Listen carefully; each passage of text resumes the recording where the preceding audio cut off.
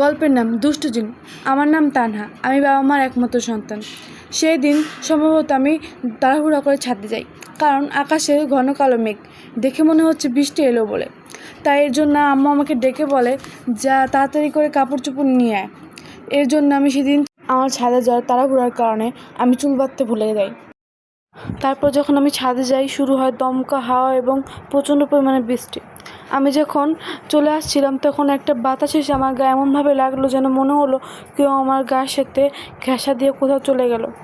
বলে রাখা ভালো, আমাদের বাড়িটা বেশি ভালো না। ছাদে চুল খুলে দাঁড়ানো বা সন্ধ্যার পরে যাওয়া নিষেধ।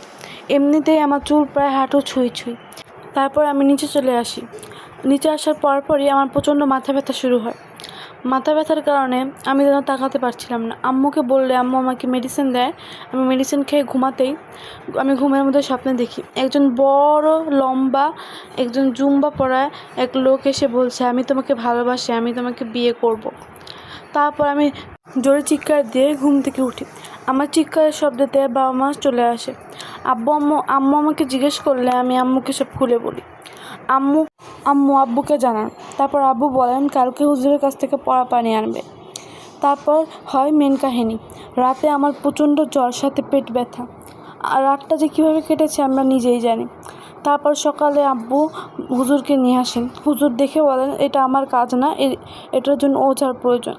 তারপর আব্বু আমার আন্টিকে কল দিয়ে একজন ভালো ওঝার পরামর্শ চান। আমার আন্টি একজন ওঝার লোকেশন বলেন, আমরা এখানে যাই। যাওয়ার পরে ওঝা বলেন আমাদের একদিন ওনার আসনে বসতে হবে, তারপর উনি ডিটেল বলতে পারবেন। তারপরে শনিবার ডেট দেন। তারপর আমরা শনিবারে যাই। যাওয়ার পরে ওনার আসনে বসি। তারপর উনি আসন থেকে উঠে বলেন আমাকে ওই দিন কাপড় উঠানোর টাইমে একটা জিন দেখে এবং সে আমাকে পছন্দ করে।